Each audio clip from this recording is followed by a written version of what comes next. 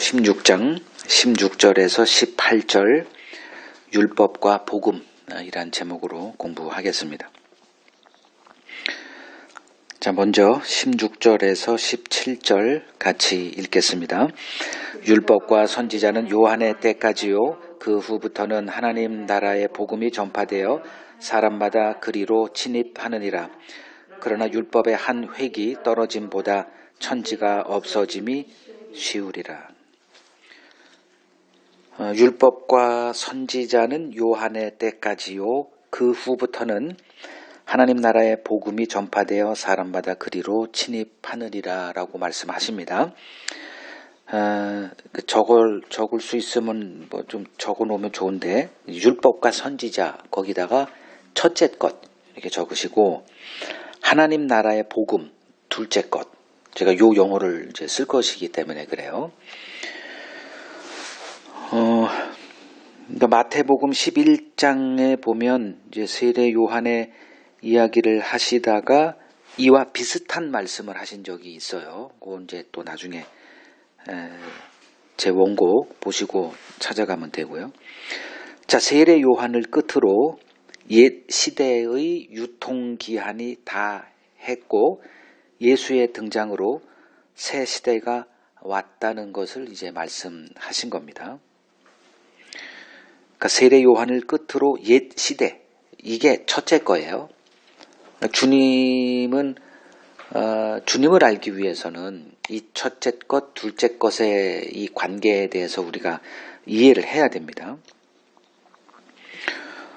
그러니까 첫째 것은 이제 율법, 이렇게 보시면 돼요. 그냥 간단하게. 그러니까 율법 언약 시대, 이렇게 보는 게 좀 편하죠. 율법이라고 하면은 좀 오해의 소지가 있어요. 첫째 것, 율법 언약, 이렇게 보시면 돼요. 그러니까 첫째 것을 붙들고 있는 자, 즉 율법 언약의 시대만 보고 있는 자, 그들은 율법의 종노릇하는 삶을 살아야 돼요. 이건 피할 수가 없습니다. 이 세계는 어떤 세계냐면 듣는 귀, 보는 눈, 깨닫는 마음이 허락되지 않은 세계예요. 그러나 이제 둘째 것은 이제 복음 얘기하면 돼요. 오늘 주님이 말씀하신 하나님 나라의 복음, 뭐 이렇게 얘기해도 되고 그냥 편하게 복음 해도 이건 아무 문제가 없어요. 이 둘째 것이 등장할 때 이제 첫째 것의 실체가 드러나게 돼 있어요. 그러니까 복음이 무엇인지 알기 전에 이 첫째 것, 즉 율법 언약, 그것은 그 실체가 이제 보이질 않습니다. 그래서 주님이 오셔서 내가 온 것은 율법을 폐하러 함이 아니라 율법을 완전하게 하러 왔다. 그러니까 주님이 선포하신 이 복음을 이해하지 못하면은 율법 그 언약 시대의 실체가 무엇인지 볼 수 없다라는 얘기입니다. 그러니까 둘째 것이 등장하기 전 첫째 것의 실체를 정확히 알고 있는 자들은 한 명도 없었습니다. 그러니까 그 첫째 것은 그 히브리서 10장 1절을 보면 이제 모형과 그림자다라는 어휘를 사용합니다. 가장 편한 어휘가 손가락이라는 언어예요. 그러니까 구약의 이 율법 언약 체제는 그 첫째 거라 그랬죠. 이 첫째 것은 둘째 것을 가리키는 손가락 혹은 뭐 징검다리, 갈라디아 버전으로 보면 초등 교사, 유치원 교사, 뭐 보육 교사, 뭐 요 정도로 이제 얘기를 합니다. 그러니까 복음을 알게 되면 어떤 일이 벌어지냐 하면 더 이상 손가락이 아닌, 즉 율법 그 규례들이죠. 손가락이 가리키는 달을 보는 자로 바뀌게 됩니다. 이때부터 이제 심각한 문제가 이제 등장을 하게 되죠. 그 요한복음, 아까는 너무 빨리 지나갔다고 해서 좀 보죠. 그러면 요한복음 5장 39절을 보면 너희가 성경에서 영생을 얻는 줄 생각하고 성경을 연구하거니와 이 성경이 곧 내게 대하여 증언하는 것이다 했죠.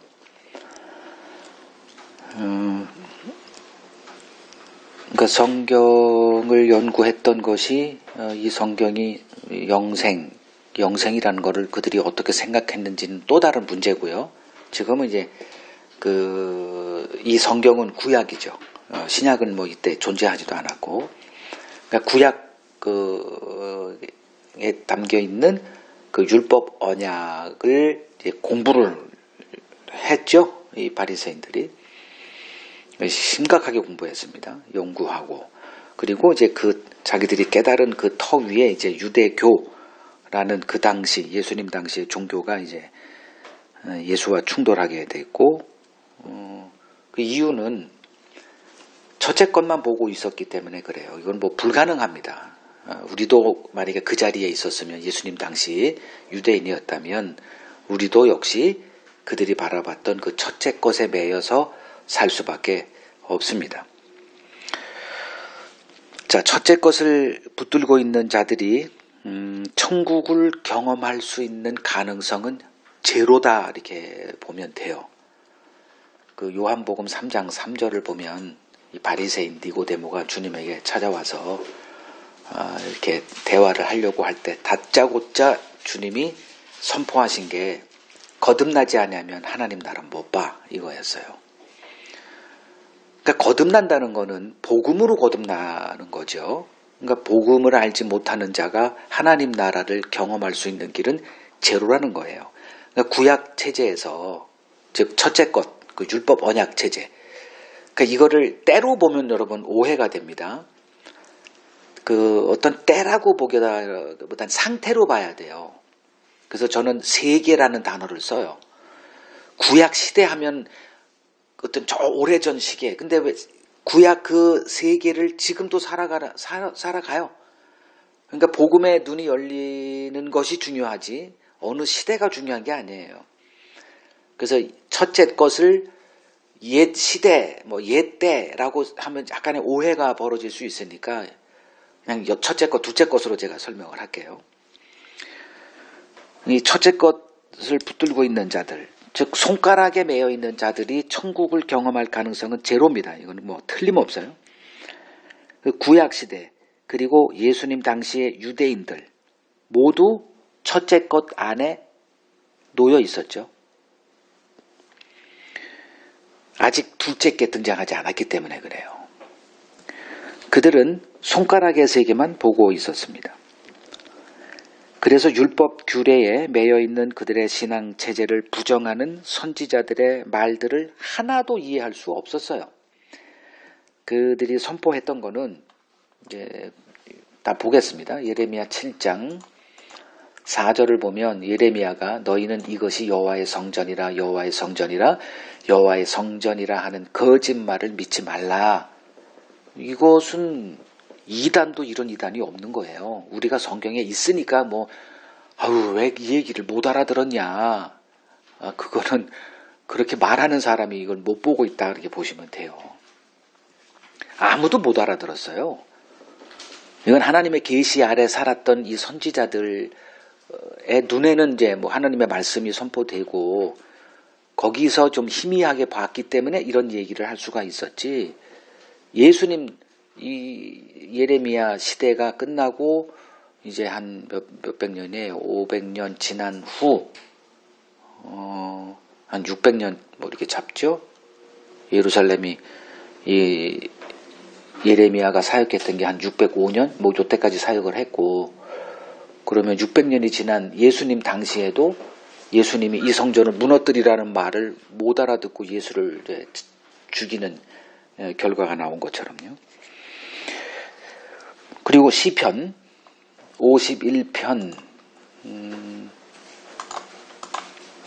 16절 다윗이 이런 고백을 합니다. 주께서는 제사를 기뻐하지 아니하시나니 그렇지 아니하면 내가 드렸을 것이라. 주는 번제를 기뻐하지 아니하신다. 이 얘기도 이건 완전히 이단이에요. 그 당시에는 용납이 될 수 없는 거죠. 그들의 삶의 기본은 성전이고 성전에서 드리는 제사. 오늘날 같은 경우는 뭐 교회 앞에 서서 이게 무슨 교회냐, 이런 거짓말 믿지 마, 이런 목사들 다 거짓말쟁이야. 이런 말을 해보세요. 웬 또라이야 이거. 배척당하죠.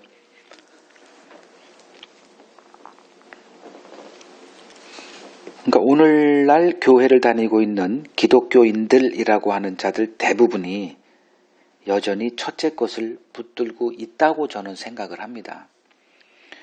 입술로는 예수를 믿고 예수를 사랑한다라고 말하지만 왜냐하면 십자가를 알고 있어요. 그 십자가에 고마워하고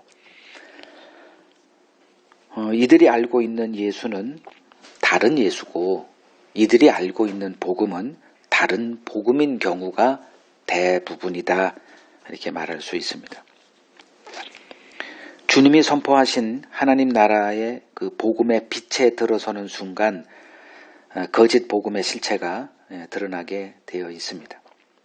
이 빛을 보게 된 자는 옛 남편, 율법이죠. 옛 남편에서 떠나 새 남편 그리스도에게로 가게 돼 있습니다. 이걸 막을 세력은 없어요. 왜냐하면 하나님의 부르심이 있기 때문에 그렇습니다. 마치 그 미련한 남편과 같이 살았던 그 아비가일이 다윗을 만나고 나서 이 미련한 남편 나발이 죽잖아요.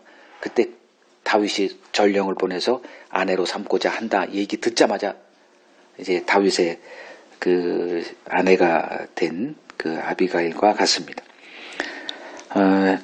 신자는 옛 남편인 율법의 매인 삶을 청산하고 새 신랑 되신 그리스도와 한몸 된 자들입니다. 그리스도 안에서 주어진 자유를 맛보았기 때문에 다시는 율법의 매인 옛 삶으로 돌아갈 수 없게 된 자들이 교회입니다.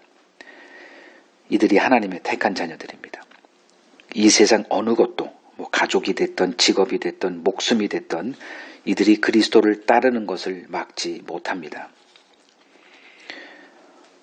유대인들이 바라보고 있던 하나님의 나라는 인간의 의가 보상받는 나라였어요. 이것을 이제 첫째 것, 율법 언약의 세계입니다. 이 율법 언약 아래에 있는 자들에게 하나님의 나라는 이런 나라로 보일 수밖에 없습니다. 그들은 하나님의 의로 오신 예수를 알아보지 못합니다. 하나님 나라에 인간의 의가 설 수 없다라는 사실을 전혀 인지하지 못합니다. 이들의 눈에는 인간의 의밖에 보이지 않습니다. 이것이 율법 언약 아래 놓여 있는 삶이에요. 율법을 주신 하나님의 의도를 오해하고 있기 때문입니다. 예수의 등장으로 옛 시대가 끝나고 새 시대가 임했음에도 불구하고 오늘날 기독교는 여전히 옛 시대에 머물러 있습니다. 복음의 빛에 눈이 열리지 않는 한 옛 시대에 머물러 있을 수밖에 없습니다. 주님이 오셔서 첫째 것을 무너뜨림은 둘째 것을 세우려 하십니다. 이렇게 얘기하셨죠. 그러니까 주님을 아는데 안다고 말하면서 둘째 것과 첫째 것에 그것을 막 섞여 있다? 그러면 그냥 간단합니다. 주를 모르는 거예요. 그래서 제가 첫 번째에 이런 말씀하죠. 이 신자는 이 첫째 것, 둘째 것, 이 관계를 바로 이해해야 된다. 그러니까 복음의 세계에서는 인간의 의가 설 자리가 없어요. 그래서 그 사도 바울도 로마서 1장 17절에 복음에는 하나님의 의가 나타나서 믿음에서 믿음에 이르게 하나니 기록된 바 의인은 믿음으로 말미암아 살리라 함과 같다라고 이제 얘기를 했던 겁니다. 복음은 딱 하나만 얘기해요. 하나님의 의로 오신 그리스도. 그러니까 예수 믿고 천국 가는 얘기가 아니에요.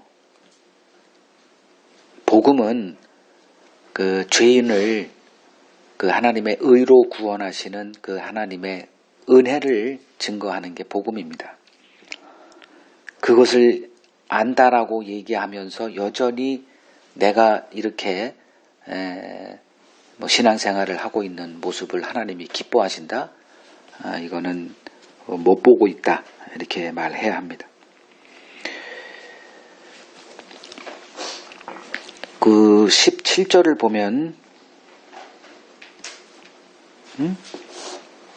17절 그 율법의 한 획이 떨어짐보다 천지가 없어짐이 쉽다 이렇게 또 말씀을 하셨죠.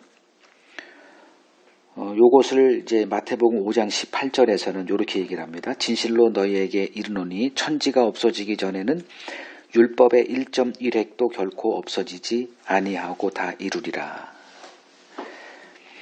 자, 그리스도의 등장으로 드러난 것이 하나님 나라의 복음이었습니다. 이제 이걸 둘째 것이다 이렇게 말합니다.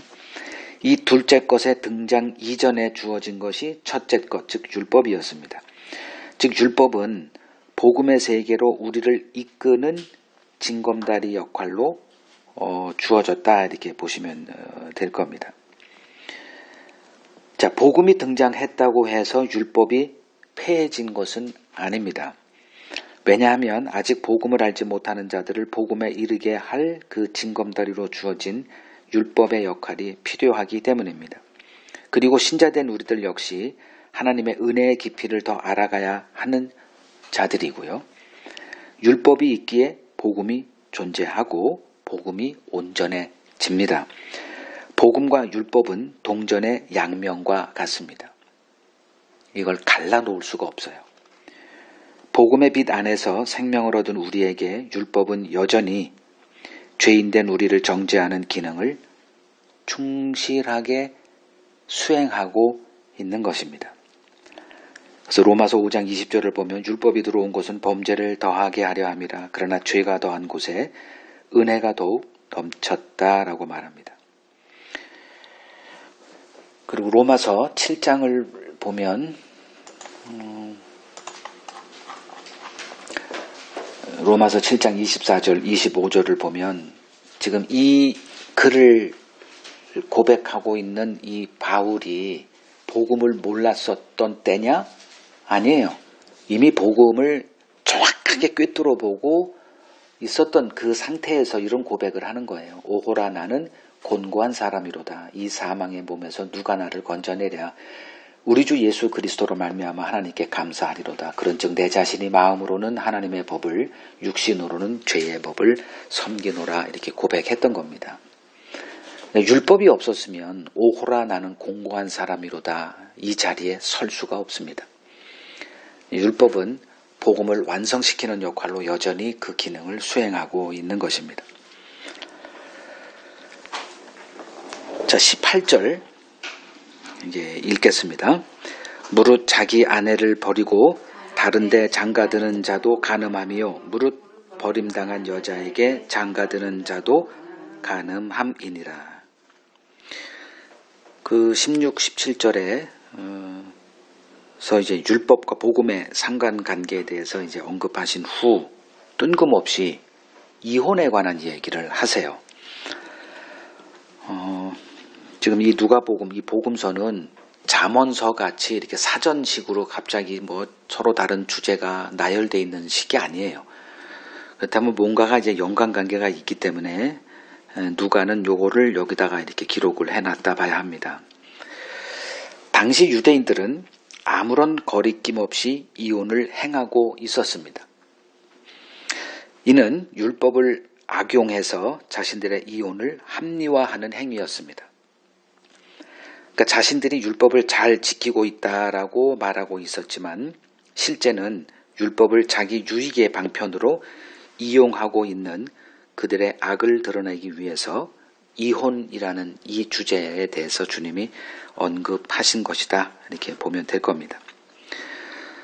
마태복음 19장 4절에서 8절을 보면 주님께서 하나님이 짝지어 주신 것을 사람이 나누지 못한다고 말씀을 하세요. 결혼할 때 이혼 생각하면서 결혼하는 사람은 없을 것이다 생각합니다. 모두 행복한 부부 생활을 꿈꾸면서 결혼을 하게 됩니다. 그런데 우리의 이러한 기대와는 달리 얼마 가지 못해서 서로의 갈등이 이제 등장을 하고 충돌이 벌어지죠. 그 이유는 자기 행복을 위해서 결혼을 하기 때문입니다. 서로 욕망이 이제 충돌하게 되죠. 갈등의 휩싸입니다. 이제 후회하게 되고 어떻게 헤어질까 방법을 구하는 자들이 인간입니다. 그런데 율법이 이혼의 장애물로 등장합니다. 그래서 율법을 자기에게 유리하게 자의적으로 해석해서 이혼을 정당화하기 시작했습니다. 신명기 24장 1절을 보면 아내의 수치스러운 것을 이제 이혼의 근거 구절로 이렇게 내세우죠. 그래서 확대하게 됩니다. 뭐 반찬을 잘 못해도 이혼 사유를 만들어 놓고 우리의 가문의 수치다 뭐 이렇게 이제 온갖 것들이 다 이게 수치스러운 것으로 이렇게 확대 해석을 해버리죠. 비록 아내가 간음했어도 이를 용납하며 한 몸을 이루어갈 생각은 하지 않습니다. 간음의 증거를 내세우며 이혼을 정당화하는 것이 우리들입니다. 우리 모두 성경을 이런 식으로 보고 있습니다. 성경은 우리의 숨겨진 죄를 보여주는 거울로 주어졌습니다. 그런데 우리는 성경을 이렇게 보지 않습니다. 나의 정당성, 나의 옳음을 증거할 근거를 성경에서 찾아내기 위해서 혈안드립니다. 이러한 우리가 성경에서 그리스도를 만날 확률은 제로입니다. 하나님의 은혜가 임하여 내 안에 거하는 죄를 보기 전에는 성경은 우리에게 어떠한 생명 역사도 하지 못합니다. 그저 성경을 읽고 있는 내 자신의 의의 포도주에 취해 있을 뿐입니다. 성경은 이를 잘 지켜 자기 의를 쌓으라고 주어진 것이 아니라 우리가 하나님의 뜻을 쫓아 살 수 없는 죄의 종됨을 보여주는 거울로 주어진 책입니다. 바리새인들은 율법 행함으로 자신들의 것을 화려하게 미화하여 사람들의 존경을 받고 있었던 자들입니다. 이들의 자기 의의 옷은 누군가에 의해 벗겨져야 했고 그 일을 주님이 수행하셨습니다. 죄인들에게 이러한 주님의 말씀은 꿀보다 달게 들렸고 바리새인들에게는 주님의 이런 말씀은 모독적인 말로 다가왔습니다. 그 결과 예수는 그들의 미움을 받고 십자가에 못 박혀 죽임을 당해야 했습니다. 그런데 이 일이 하나님이 정하신 뜻이었습니다. 이러한 하나님의 구원을 그 어느 누구도 상상하지 못했습니다. 주님은 그 누구에게도 칭찬받지 못하는 삶을 사셨습니다. 주님의 삶 자체가 우리를 정죄하는 율법이었습니다. 복음에 증인된 우리의 입술에서 율법이 먼저 선포되어야 하는 이유입니다.